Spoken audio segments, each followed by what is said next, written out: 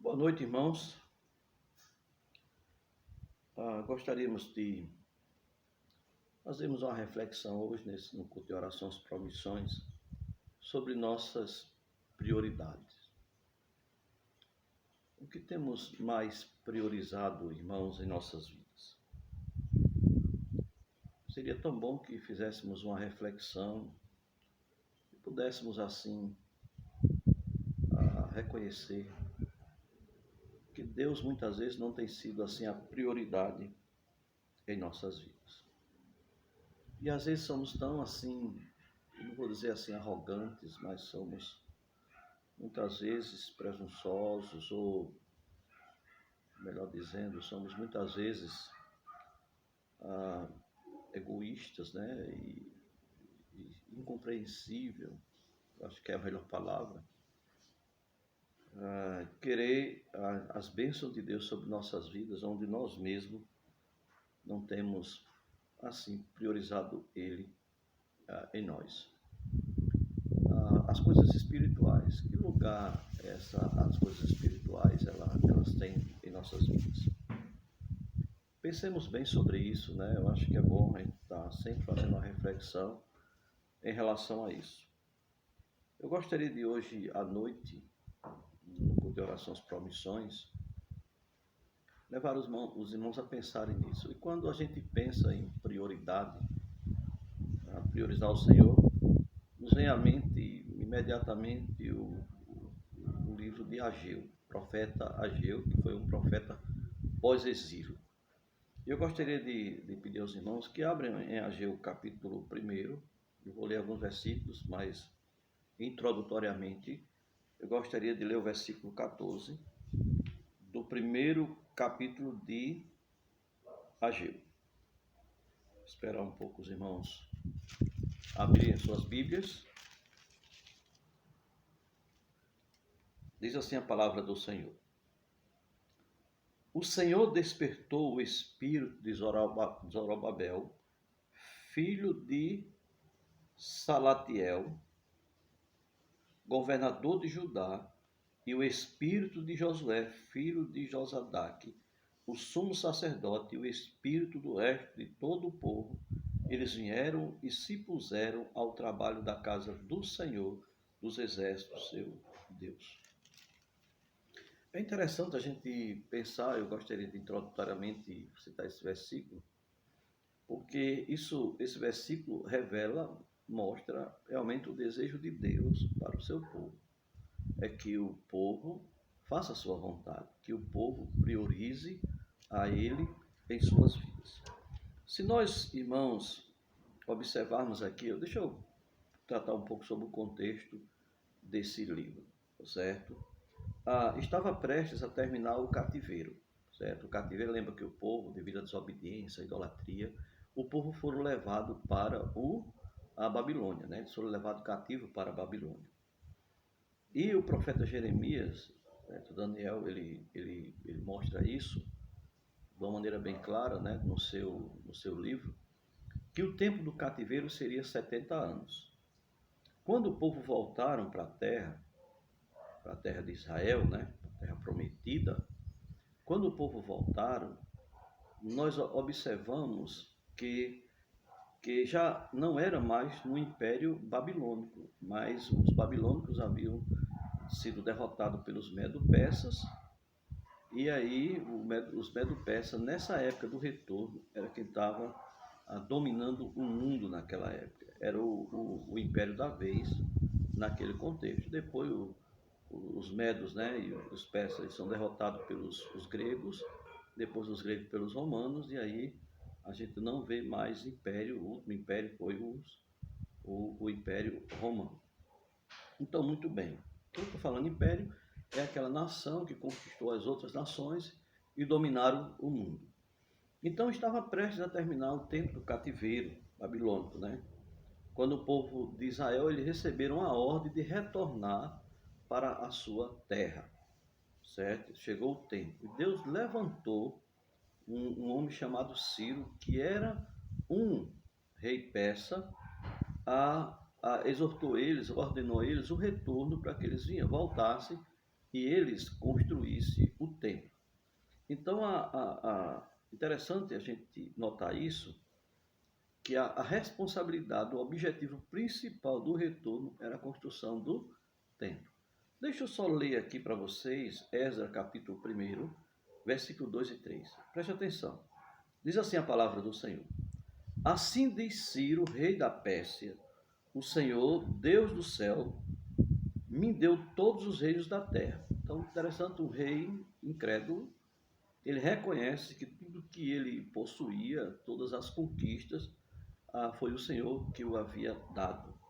E ele diz, e me encarregou de lhe edificar uma casa em Jerusalém de Judá. Então ele reconheceu isso. Então Ciro disse, olha, Deus me encarregou de construir uma casa para ele, aquela que havia sido destruída pelos babilônicos, né, 70 anos atrás.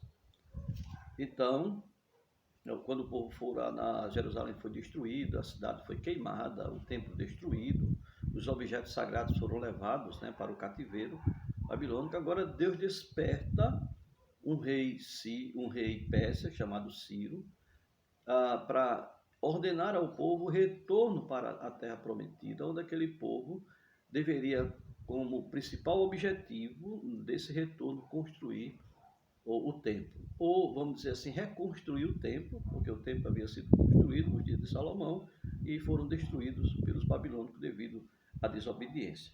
E aí, continuando lendo ainda em Esdras, aí diz assim, e ele faz um desafio ao povo que estava ainda no cativeiro. Ele diz, quem dentre vós é de todo o seu povo, seja Deus com ele, e suba a Jerusalém de Judá e edifique a casa do Senhor, Deus de Israel. Ele é o Deus que habita em Jerusalém. Então ele reconheceu que era em Jerusalém o lugar, a cidade santa, em que Deus habitava e que o povo de Israel era o povo de Deus. É interessante, irmãos, isso partiu de um rei incrédulo. Então, quem colocou isso no coração daquele rei? Foi exatamente o Senhor. Quem colocou no coração de Zorobabel que eles deveriam retornar, que eles deveriam se voluntariar para retornar para a terra prometida e reconstruir o templo? Quem foi? Foi Deus. Quem despertou o coração do povo para obedecer a ordem, né, de reconstruir o templo? Foi Deus. Então, tudo, irmãos, começa por Deus. A graça e a misericórdia de Deus é muito grande, irmãos, na vida do seu povo. Interessante que Deus tem prazer na obediência. Agora é interessante que no reinado de Artaxerxes, a obra parou. Eles construíram, você vai observar em Esdras, quando eles lançaram os alicerces, eles se alegraram. Alguns choraram, né, naquele contexto, porque eles viram que aquele templo era um templo menor do que o antes construído por Salomão. Então, alguns que conheceram a antiga construção, eles choraram. Mas os outros, aqueles que nasceram no cativeiro, eles se regozijaram, eles se alegraram com o fundamento do templo, né, ser, podemos dizer assim, construído já naquele contexto. Então, enquanto uns se alegravam, alguns estavam tristes porque conheceram, mas Deus em Ageu diz que a glória desse segundo templo seria maior do que a primeira. Por quê?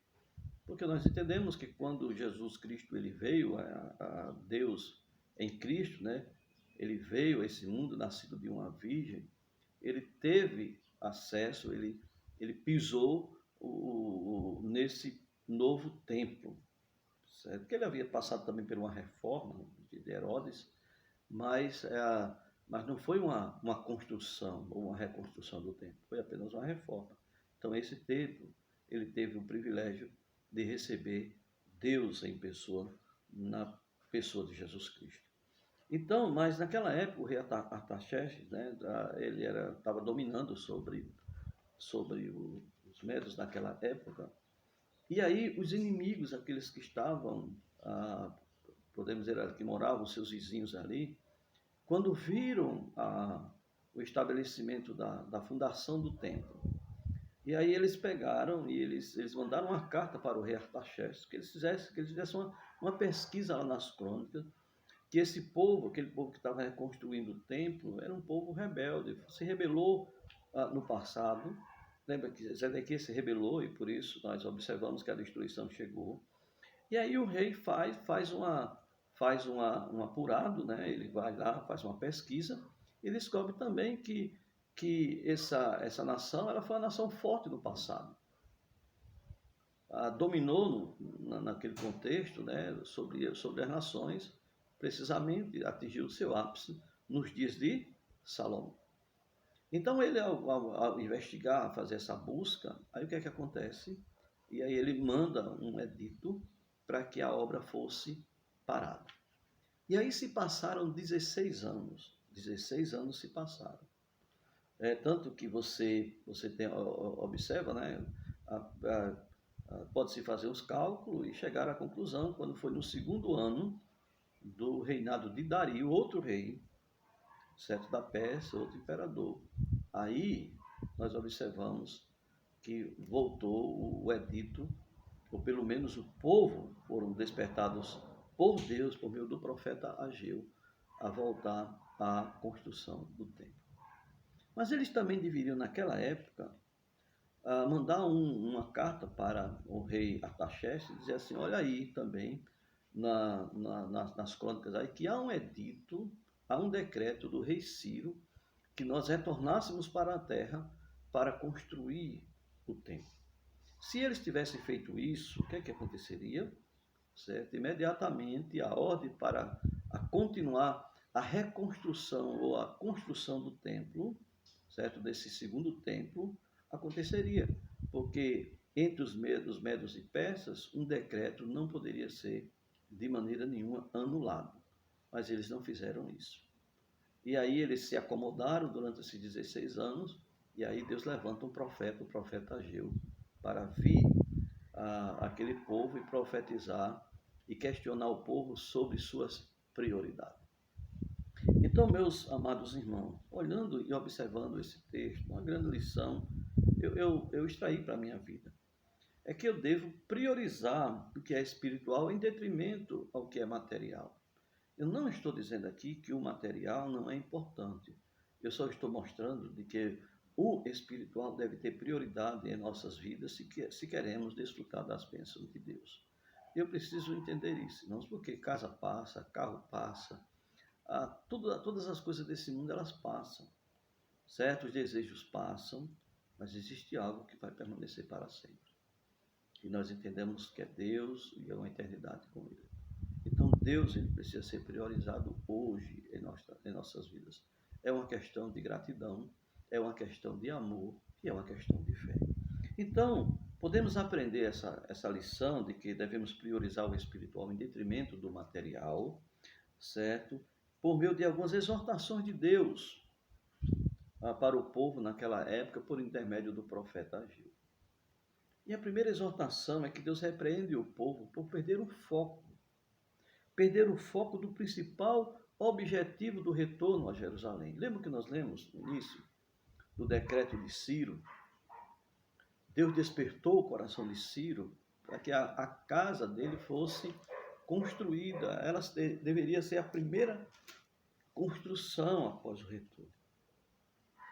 Porque era um lugar de adoração, era um lugar de comunhão, era um lugar em que as pessoas que pecassem, elas poderiam fazer sacrifícios pelos seus pecados. Porque um sacerdote, ele tinha a missão de interceder pelo povo, ok? De falar do povo a Deus, de falar de Deus ao povo, e também fazer sacrifícios pelo povo.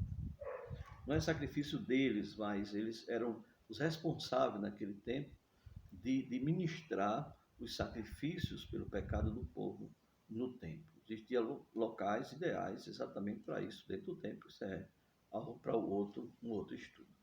Mas, meus queridos e amados irmãos, o interessante aqui é que eles perderam o foco da sua missão principal.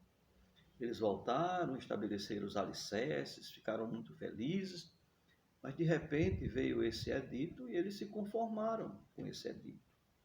Eles não tiveram a atitude de voltar lá e também pedir ao rei Artaxerxes que fizesse uma pesquisa também, que havia um decreto de Ciro de que eles deveriam reconstruir esse templo. Né? Com certeza, eles fizeram isso depois. Por isso que não houve retaliações quando ele veio, eles vieram a reconstruir o templo. Mas a indiferença era grande para com as coisas de Deus naquele contexto. E o profeta Ageu, ele vai profetizar e ele externa a indignação de Deus através dessas exortações. Deus estava indignado. E a desculpa do povo era que não é tempo de edificar a casa do Senhor. Vamos ler o versículo 1, o versículo 4 diz assim: No segundo ano do rei Dario, no sexto mês, no primeiro dia do mês, veio a palavra do Senhor por intermédio do profeta Ageu a Zorobabel, filho de Salatiel, governador de Judá, e a Josué, filho de Josadaque, o sumo sacerdote, dizendo: Assim fala o Senhor dos exércitos. Este povo diz: Não veio ainda o tempo em que a casa do Senhor deve ser edificada.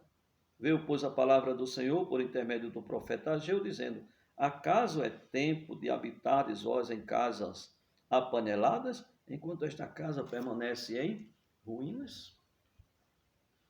Meus amados irmãos, a desculpa era: não é tempo. Ainda não é tempo da construção. Eles se esqueceram do edito, eles se esqueceram que a razão principal do retorno era exatamente a construção do templo. Eles perderam isso. Eles deixaram de focalizar esse propósito. E agora Deus externa o seu desprazer. Meus amados irmãos, nós podemos observar que a insatisfação de Deus é vista quando Deus diz: este povo diz.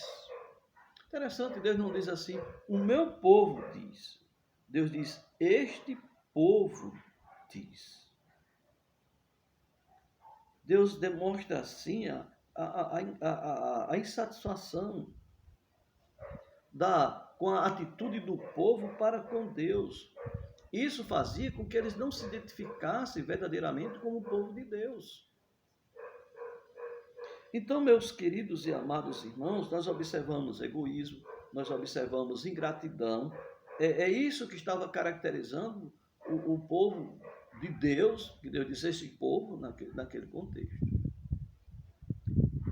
Provavelmente eles aliviaram suas consciências do decreto da proibição de Artaxerxes.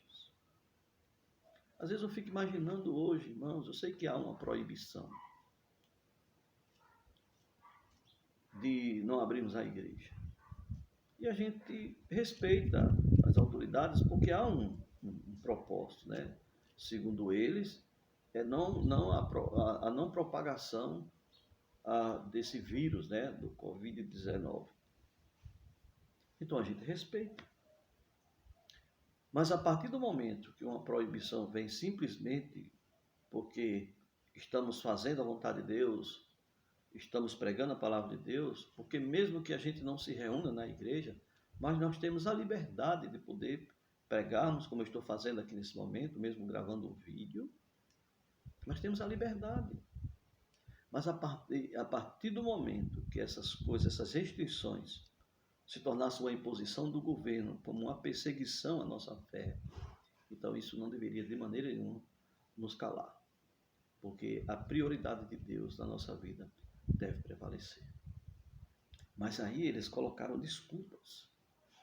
E no início, irmão, desse decreto aqui para fechar as igrejas, eu não aceitei de maneira nenhuma. Eu disse: olha, antes de sair o decreto, eu disse: não, a gente vai me reunir com a igreja, né? Os irmãos sabem muito bem disso. Eu digo: não, a gente vai atender a essas restrições, álcool gel, a máscara, a tudo que eles estão exigindo. Mas a partir do momento que saiu o decreto, e o alvo era não propagar, e para não sermos acusados de sermos propagadores dessa enfermidade, então a gente achou por bem fechar a igreja. Mas no último caso. Mas eu digo, se porventura isso se tornar uma exigência por meio de uma perseguição, certo? A gente vai continuar mesmo com as portas fechadas, mesmo que não possamos nos reunir oficialmente como igreja da perseguição, mas jamais as autoridades poderão nos calar, porque Deus tem prioridade.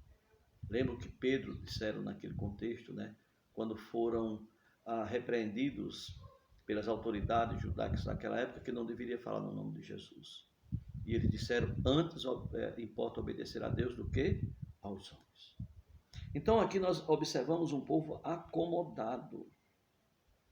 Eles descansaram exatamente, aliviaram as suas consciências baseado no decreto de proibição de Artaxerxes. E Deus sabia que o verdadeiro impedimento era oriundo de uma frieza espiritual do povo. Deus sabe, Deus conhece o coração.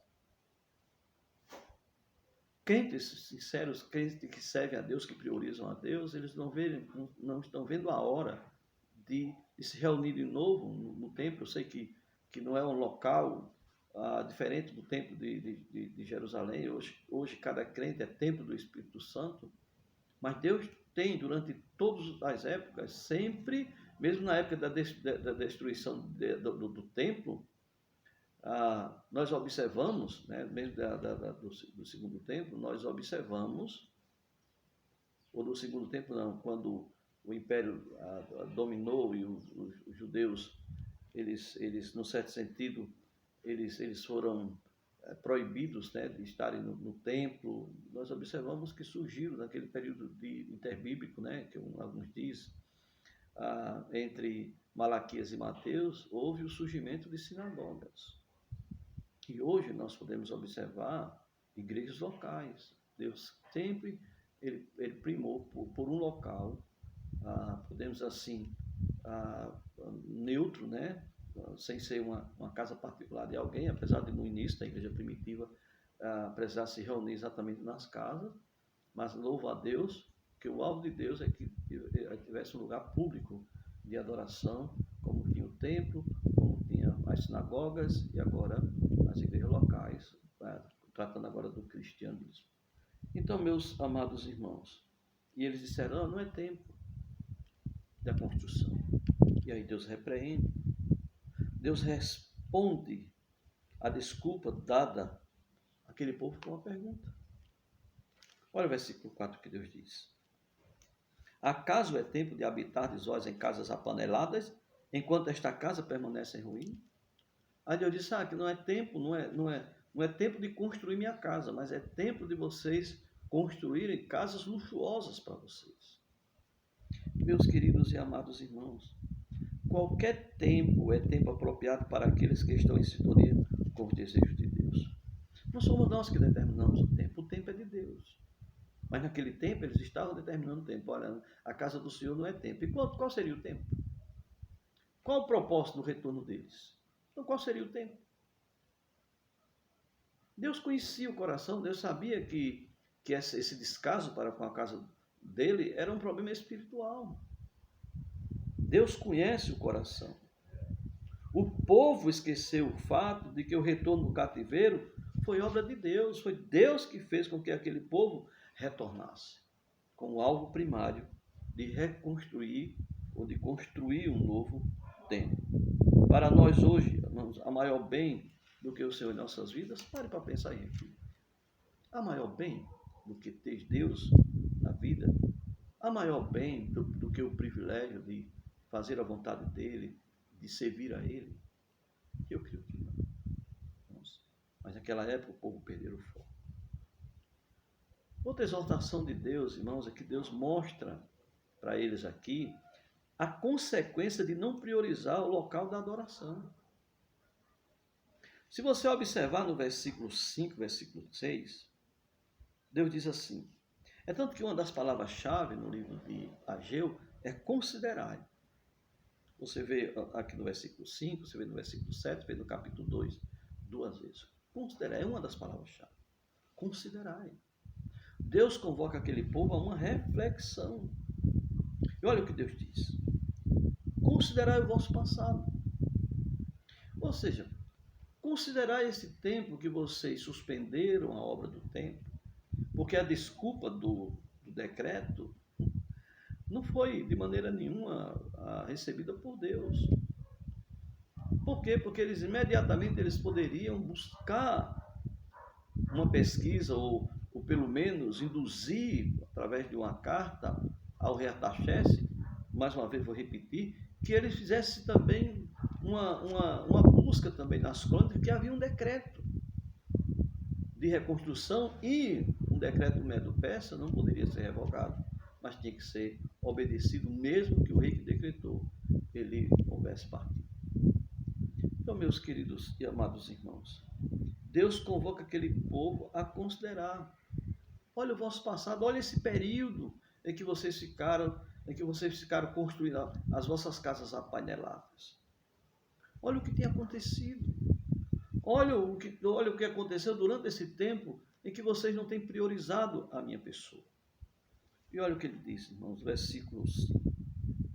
Considerar o vosso passado, olha o versículo 6. Tende semeado muito e recolhido pouco. Deus é muito misericordioso, que mesmo ele semeado muito, ainda recolhia um pouco para sobreviver. Ele diz, comeis, mas não chega para fartar-vos. Bebeis, mas não dá para saciá-los. Vestivos, mas ninguém se aquece. E o que recebe salário, recebe para pô-lo num saquitel furado. Olha o que Deus está dizendo para aquele povo. Considerai o vosso passado. Olha o que tem acontecido. Será que vocês não estão percebendo que a minha mão está pesando sobre vocês? Deus está dizendo, aplicai os vossos corações aos vossos caminhos. Ponderai no que vocês têm feito. Perguntai a vós mesmos se há um motivo para essa escassez. Por que está acontecendo isso? Muitas vezes estamos tão insensíveis, irmãos, que não consideramos, não fazemos uma reflexão. Por que eu tenho feito isso, me esforçado, e não tem acontecido nada? É interessante, irmão, nós entendermos isso. Precisamos refletir do porquê muitas vezes nós não prosperamos, principalmente na vida espiritual. Porque o alvo aqui não era que o povo deveria fazer para serem ricos. O alvo de Deus não é importante, Deus promete suprir. Porque em Colossenses diz que Deus é fiel para fazer mais do que aquilo que nós pedimos ou mesmo pensamos. Mas Deus queria um povo atuante, um povo ativo, um povo alegre, pois está dentro da vontade dele. Deus diz, considerar o vosso passado. Deus está falando para cada um de nós nessa noite. Considerai o vosso passado. Observa o tempo dessa negligência sua, desse afastamento que tem acontecido. Pense e reflita. Pensemos, irmãos, e reflitamos sobre essa verdade. Se você observa mais na frente, aqui no versículo 9, olha aqui no versículo 9. Deus diz, esperaste-o muito e esse que veio a ser pouco. E esse pouco, quando trouxeste para casa, eu com um assopro o dissipei. Por quê? Olha o texto aí. Olha na sua Bíblia aí. Deus diz, por quê? Diz o Senhor dos Exércitos. Por causa da minha casa, que permanece em ruínas, ao passo que cada um de vós corre por causa da sua própria casa. Pense bem, irmãos. Ele está chamando, ele está nos convocando para fazermos uma consideração. Olha o que vocês estão fazendo. Enquanto a minha casa está abandonada, vocês estão preocupados com aquilo que é de vocês. Deus está dizendo assim, olha, é como se Deus estivesse... Deus não é um Deus que habita em casa feita por mãos humanas. Mas a presença dele ali, aquele lugar de adoração, era o maior privilégio para aquele povo. Ter a comunhão com Deus, gozar do prazer de Deus sobre a vida deles.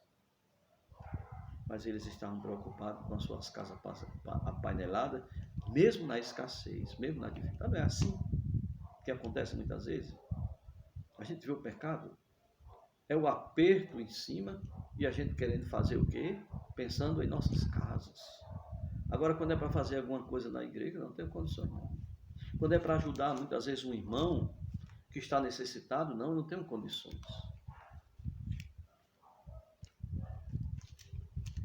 Para essas coisas eu não tenho condições, não.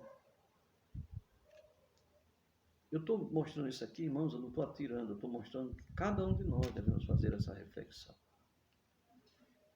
Quando é para investir nas coisas espirituais, normalmente nós colocamos desculpa.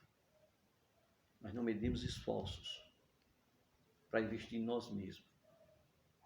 Eu não quero entrar em detalhes aqui, porque eu não quero ser mal compreendido. E o alvo aqui é trazermos uma reflexão. Mas é bom pensarmos seriamente sobre isso. Deus mostra a solução para o problema. Outra exortação de Deus é que Deus aponta a solução. Olha o versículo 7 e versículo 8. Qual a solução? Eles estavam recebendo salário, era como se colocasse num saquetel furado. Lembra isso? Mas eu estou ganhando tão bem, mas não rende, né? Não, sei lá, não faço quase nada com o que eu ganho, e assim por diante. Precisa refletir o que você tem priorizado. Se é Deus que supre.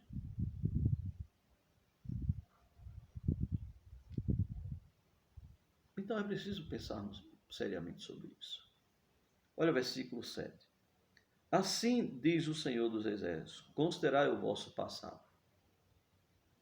E aí o versículo 8 ele diz, subi ao monte, trazei madeira e edificai a casa dela, e edificar a casa, melhor dizendo, dela me agradarei e serei glorificado, diz o Senhor.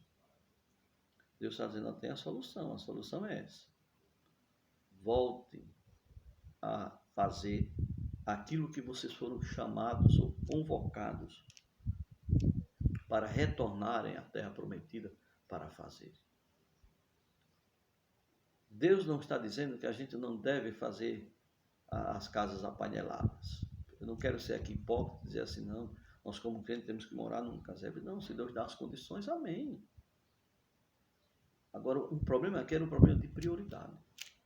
Deus queria que a casa dele fosse construída, porque por meio da casa dele o povo seria abençoado e Deus seria glorificado. O alvo de cada crente, irmãos, é a glória de Deus. Se eles estivessem preocupados com a glória de Deus, eles estavam construindo o templo. Mas eles não fizeram isso. Deus está dizendo assim, olha, vocês estão passando por dificuldades, não é? Pois a solução é essa. Como Deus é bom, como Deus é misericordioso. Como Deus, irmãos, é gracioso. Está aí, a solução está aí diante de vocês. A graça de Deus e a misericórdia de Deus. Às vezes dá vontade de chorar quando eu observo isso. A graça dele é maravilhosa, irmão, nós podemos observar Deus despertando o coração do povo para lhe dar prioridade. Talvez nessa noite, meus amados irmãos, Deus queira me usar para falar o meu próprio coração sobre essas prioridades. E poder transmitir essa reflexão para que os irmãos possam também repensarem, considerar o passado, considerar o que tem acontecido ultimamente na sua vida. Por que tanto trabalho e não há prosperidade?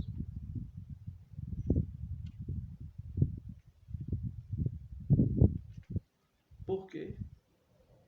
Deus disse, é porque vocês precisam voltar a fazer aquilo para o qual vocês foram chamados para fazer. Nós observamos Deus convidando mais uma vez o povo para uma reflexão. E ele diz aqui, olha, a solução para vocês é a obediência. Subi, trazei e edificai. Deus queria que o povo fizesse a sua vontade, segundo o que ele tinha revelado. E isso não motivado, meus amados irmãos, pela prosperidade do campo material. Olha, a minha casa apainelada não está de maneira nenhuma completa ainda. Olha, precisa isso, precisa aquilo outro. Então eu vou obedecer para que Deus possa suprir. Não é esse não é o alvo aqui. Certo? O alvo era a motivação para construir, era o amor a Deus, a gratidão a Deus, era a fé, diante a fé na pessoa dele. E aí essas outras coisas seriam consequência. Não é isso que Jesus Cristo diz? Buscai primeiro o reino de Deus e a sua justiça, e as demais coisas serão o quê? Acrescentadas. Deus não está proibindo você ter uma casa boa. Deus só está mostrando que a falta de prioridade e não priorizar as coisas espirituais em detrimento das coisas materiais. Isso é trágico aos olhos de Deus. E vamos ser privados das bênçãos de Deus. Também no contexto material, de suprimento, a insatisfação, porque tudo é uma questão de insatisfação. O homem não pode... Onde está a felicidade? Na satisfação. Não adianta, uma pessoa pode ter uma casa bem fraquinha, mas está satisfeita. Uma pessoa pode ter uma mansão e está insatisfeita. Quem é mais feliz? Aquele que é satisfeito, o que está satisfeito. É bom pensarmos seriamente nisso. Mas do versículo 12 ao versículo 14, para concluirmos, né, nós observamos Deus despertando o coração do povo. Olha o versículo 12 a 14. Diz assim: Então Zorobabel, filho de Salatiel, e Josué, filho de Josadaque, o sumo sacerdote, e todo o resto do povo atenderam a voz do Senhor, seu Deus, as palavras do profeta Ageu, as quais o Senhor, seu Deus, o tinha mandado dizer, e o povo temeu diante do Senhor. Então Ageu, o enviado do Senhor, falou ao povo, segundo a mensagem do Senhor, dizendo: Eu sou convosco, diz o Senhor. O Senhor despertou o espírito de Zorobabel, filho de Salatiel, governador de Judá, e o espírito de Josué, filho de Josadaque, o sumo sacerdote, e o espírito do resto de todo o povo. Eles vieram e se puseram ao trabalho da casa do Senhor dos Exércitos, seu Deus, ao 24º dia do 6º mês. E aí ele vai, no capítulo 12, mostra que a construção se concretizou e o povo se alegra na presença do Senhor. A palavra, o desafio de Deus, por meio do profeta Ageu, despertou o coração do povo para a realização. O conhecimento de Deus, por meio do profeta Ageu, causou temor no coração do povo. Porque o conhecimento é que produz o temor, e o temor é que leva à obediência. Somente o conhecimento de Deus sem temor não produz obediência. Mas o conhecimento de Deus, quando o povo olharam, observaram o que estavam fazendo, eles consideraram tempo perdido, podemos até dizer, de não prosperarem por não estarem priorizando Deus nas suas vidas. Eles retornaram, a palavra atingiu a consciência deles. Eles receberam um encorajamento indispensável. Deus disse: Eu sou convosco. Versículo 13. Interessante, irmãos. Deus quer que realizemos para Ele, mas interessante, por nós mesmos, nós não somos capazes disso. É Deus, irmãos, que nos dá a capacidade. É Deus que supre. Deus só quer que a gente abra o nosso coração. E se há um desejo primário de priorizar Ele, com certeza Ele dará todas as condições para as realizações. Como também desfrutaremos das bênçãos dEle, certo? De suprimento em todas as áreas de nossas vidas. A palavra despertou o coração do povo para obedecer, versículo 14. Agora eles entenderam que aquele era o tempo de Deus para a construção do templo. O tempo de Deus já passou. Éramos para a gente estar fazendo isso. Mas vamos agora voltar a fazer aquilo que deveríamos já ter feito. A palavra de Deus despertou. E todo o tempo de Deus deve ter a prioridade. Somente, irmãos, a palavra de Deus é que produz verdadeiro despertamento espiritual em nossas vidas. O crente que não lê a Bíblia, que não ouve a palavra do Senhor, não tem como. É a palavra, Deus usa a palavra. E eu louvo a Deus porque eu tenho visto isso durante 20 anos de ministério da Igreja Batista. Aqueles que estão atentos à palavra, eles experimentam avivamento espiritual. Estão sempre desejosos de realizações e glorificar o nome do Senhor. É a palavra que desperta. É a palavra de Deus que produz verdadeiro avivamento. É a palavra de Deus que nos encoraja a priorizarmos Deus em detrimento das coisas materiais. Não estou dizendo que as coisas materiais não têm sua importância. O que eu estou mostrando é que Deus precisa ter prioridade e as demais coisas, segundo Jesus, serão supridas. Que Deus abençoe maravilhosamente as nossas vidas.